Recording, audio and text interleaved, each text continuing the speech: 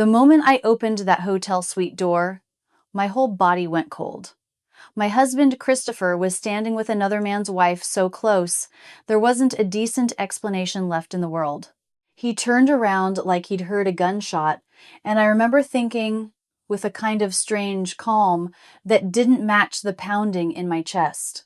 This was the end of a 25-year Manhattan facade happening in a dim hallway that smelled like $500 an ounce perfume and cowardice. Drop a comment and let me know where you're listening from and what time it is for you right now. I'd love to know who's part of our community. Christopher's face was a map of guilt. I had spent 2 decades refusing to read.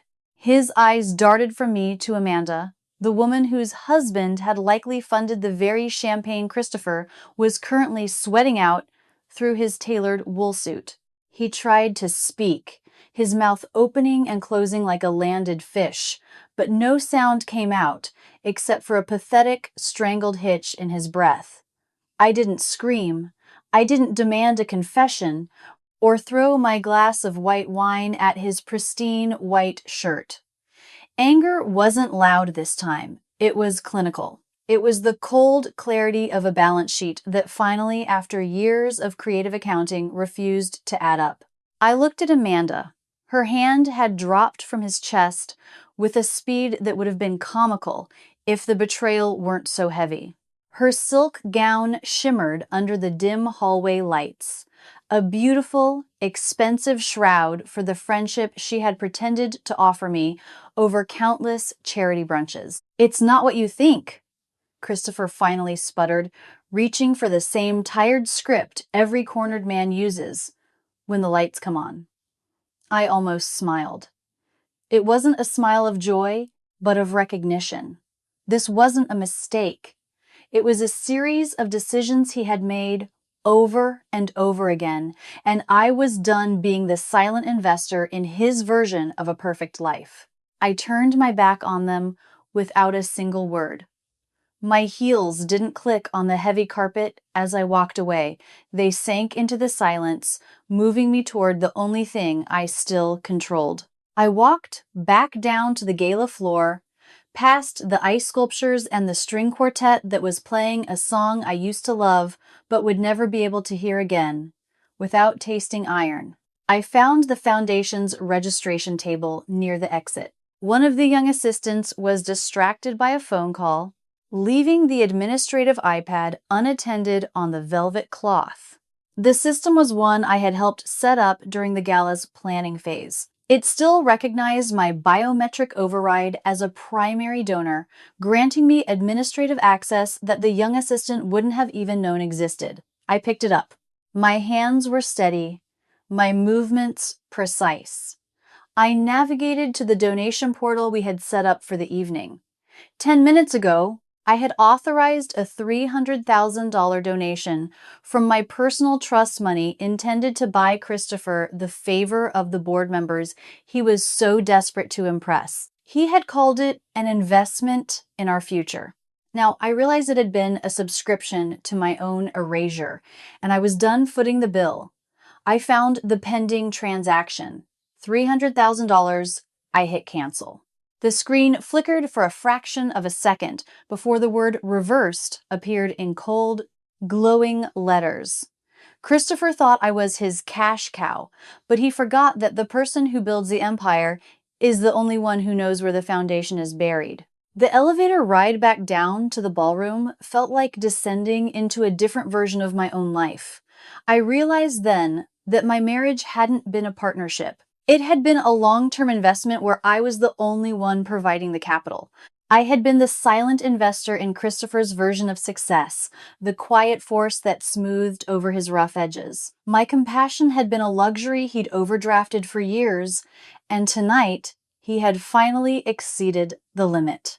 There was no sadness left, only the cold, sharp precision of a balance sheet. I rubbed my eyes not to clear away tears, but to sharpen my focus. This wasn't a breakdown, it was an audit. I spotted Sarah, the assistant, near the far end of the ballroom. As I approached, a prominent board member stopped me. He smiled, a practiced Manhattan grin. Jennifer, wonderful to see you. Christopher mentioned the generous pledge. I didn't flinch. I matched his smile with a lethal, polished version of my own. We believe in accountability, I said, my voice as smooth as the silk on my shoulders. And tonight has been very illuminating. Sarah looked up as I reached the desk. Mrs. Henderson, do you need something? I reached out and took the iPad from her hand. There's a discrepancy in the personal pledge I made, I told her quietly. I need to review the authorization. My fingers moved across the screen with the speed of a woman who had managed logistics for 3 companies before Christopher even knew how to read a spreadsheet. People often ask how a woman of my background could be so blind. The truth is simple. When you spend your days scrutinizing every line item for thousands of employees, you want your home to be the one place where you don't have to be a detective. I treated my marriage as a sanctuary of trust, not a business to be audited, a mistake I would never make again. I found the entry. Jennifer Henderson, $300,000. I hit the reversal button. I didn't hesitate. I didn't ask why. I just watched the glowing letters of my own wealth disappear from his career path and return to mine. All fixed, I said. This wasn't revenge. It was accounting. I walked into the velvet-lined powder room, needing a second of silence. I stood before the ornate gold-leaf mirror and really looked at the woman staring back. 62 years old. The lines around my eyes were the tally marks of every time I had looked away to keep the peace. 25 years ago, Christopher didn't have a tailored suit or a corner office. He had a drive that was infectious and a bank account that was empty. But ambition is nothing without a map. I spent those early years behind the scenes using my logistics expertise to engineer the very deals that he eventually took the credit for.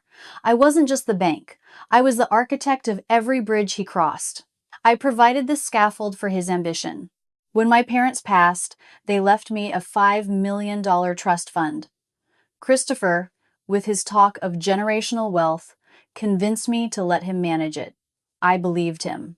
He had manipulated the paperwork years ago, convincing the original bank trustees that he was the sole financial advisor for our family office. He replaced their oversight with his own consultancy firm, effectively removing the safety net my parents had built for me. He didn't just manage the money, he managed the truth. Every quarter, he presented me with professional-grade financial statements showing steady growth in safe index funds. I applied my analytical skills to those fabricated numbers, never suspecting the man I loved would engineer a parallel accounting system designed solely to blindside me.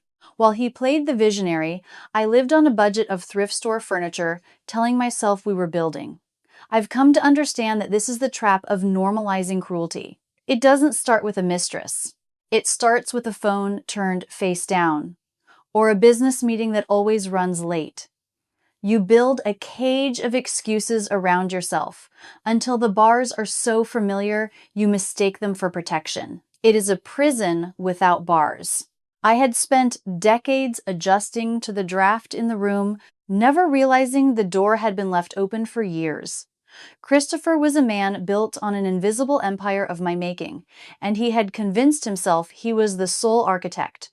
This wasn't just a betrayal of the heart, it was a total default on a 25-year contract. I arrived back at the house long before him.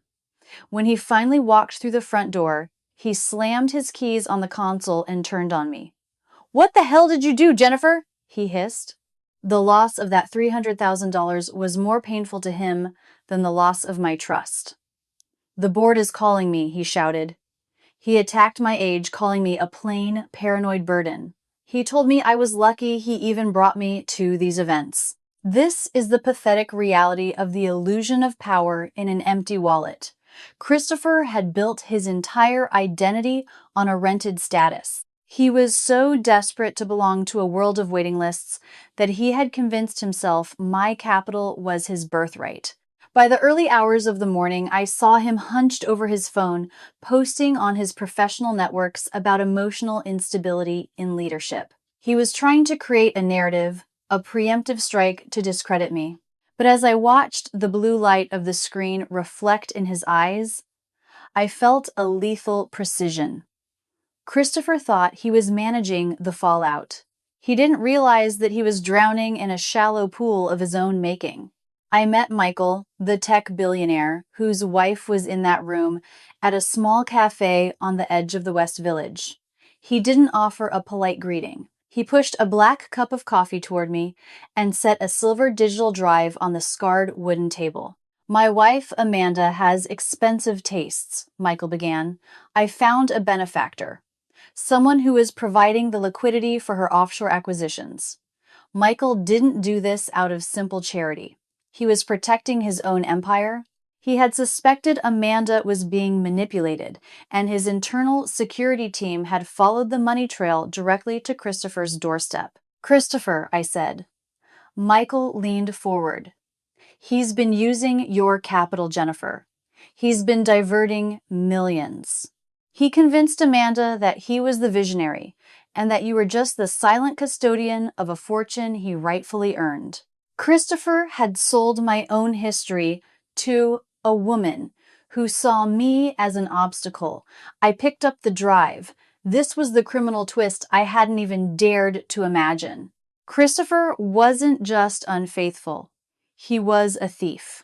I found the documents transfer after transfer from my $5 million trust fund, marked with signatures that looked like mine, but carried the jagged edges of a lie. In our state, an inheritance remains separate property as long as it isn't commingled. Christopher knew this, which is why he spent years forging my consent to move the money into joint investments that were actually shells for his own spending. He had utilized shell corporations and complex layering techniques to hide the drain, exploiting the very financial structures he knew I trusted. He turned my parents' legacy into his private ATM, operating under the radar of our joint accounts while I was distracted by the life he'd carefully curated for me. I found myself contemplating the world without Michael. If that billionaire hadn't approached me, Christopher would have likely bankrupted me completely within a year. He would have drained the last of my parents' trust and left me with nothing. Michael's intervention was a rescue mission. I didn't call Christopher to scream. I didn't answer his 17 missed calls. I called a high-stakes litigation attorney, not a divorce lawyer, but a criminal defense strategist. I wanted him to face the full weight of the laws he had broken. The bill was past due. Christopher stood at the center of the final art gala of the season, waiting for his coronation. He expected Michael to announce him as the new global fund director. I watched from the shadows. When the auctioneer brought out the centerpiece, a sculpture titled "The Transparent Life," Christopher raised his paddle and bid $500,000, but the room went silent. "I am sorry, sir," the auctioneer said. "The transaction has been declined." I had contacted the auction's financial controller just 20 minutes prior, providing proof of the fraud and revoking the corporate guarantee Christopher was relying on to back his bid. Christopher's face went sickly gray. I walked out from the shadows and stepped directly onto the stage. "The accounts are frozen, Christopher," I said, my voice loud enough to reach the back of the ballroom. "And they aren't your accounts. They are mine." He leaned in, a frantic whisper. "Jennifer, we can fix this. Think about our reputation." I held his gaze. "You did not make a mistake, Christopher.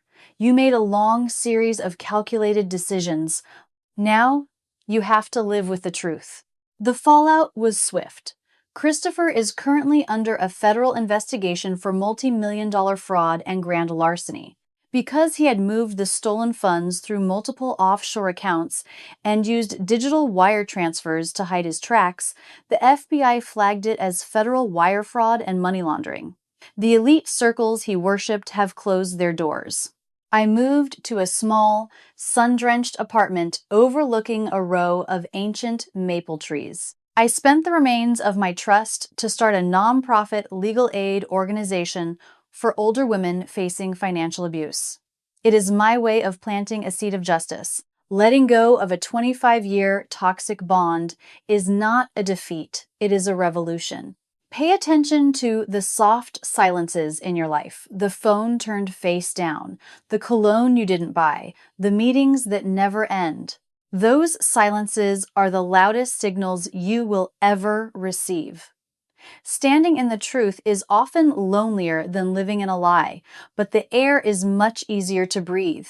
Your intuition is the only audit you will ever need. Forgiveness isn't always for the other person.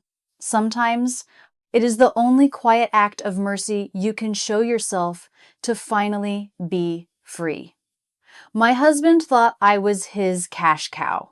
He forgot that the woman who builds the empire is the only one who truly knows where the foundation is buried. If this story reminded you of a moment where you had to find your own courage, share your experience in the comments. Let's build a community where no one has to stay invisible. Don't forget to like and follow for more stories about the strength it takes to choose yourself and the beauty of starting over with a blank slate.